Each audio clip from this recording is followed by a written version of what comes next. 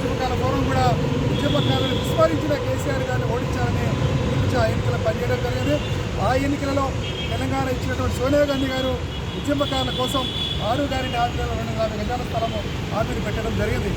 దాదాపుగానే assembly ఎన్నికల్లో Congress party ఉద్యమకాలను కూడా గెలిపించుకోవడం జరిగింది. ఈ సందర్భంగా దాదాపు ప్రభుత్వం ఏర్పడి 6 నెలలే అవుతుంది.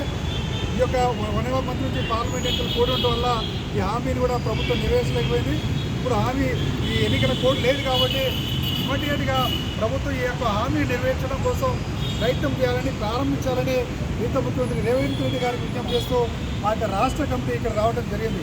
ఈరోజు తెలంగాణ ఉద్యమకారుల ఫోరం గత 6 సంవత్సరాలుగా ఉద్యమకారుల సంక్షేమం కోసం వాళ్ళ యొక్క ఆత్మగౌరవం కోసం పనిచేస్తున్నాం. గత ఎన్నికలలో కూడా ఉద్యమకారుల అంశాన్ని ఎజెండాగా మార్చిన దాంట్లో ముఖ్య భూమిక పోషించిన తెలంగాణ ఉద్యమకారుల ఫోరం. ఈ సందర్భంగా రేవంత్ రెడ్డి గారు విజ్ఞప్తి చేస్తున్నాం. మీరు తెలంగాణ ఉద్యమకారులకు ఇచ్చిన హామీని ప్రాధాన్యత ఇస్తూ ఇమ్మీడియట్గా మీరు ఇచ్చిన హామీని ప్రారంభించాలని కూడా ఈ సందర్భంగా ఉద్యమకారుల ఫోరం తరఫున విజ్ఞప్తి చేస్తున్నాం. ఈ సందర్భంగా రేవంత్ రెడ్డి గారు కూడా జూన్ సెకండ్న ఉద్యమకారులందరూ కూడా పిలిచి ఆవిర్భావ వేడుకల్లో భాగస్వామ్యం చేసినందుకు కూడా రేవంత్ రెడ్డి గారికి తెలంగాణ ఉద్యమకారుల ఫోరం తరఫున ధన్యవాదాలు తెలియజేస్తున్నాం. Thank you sir.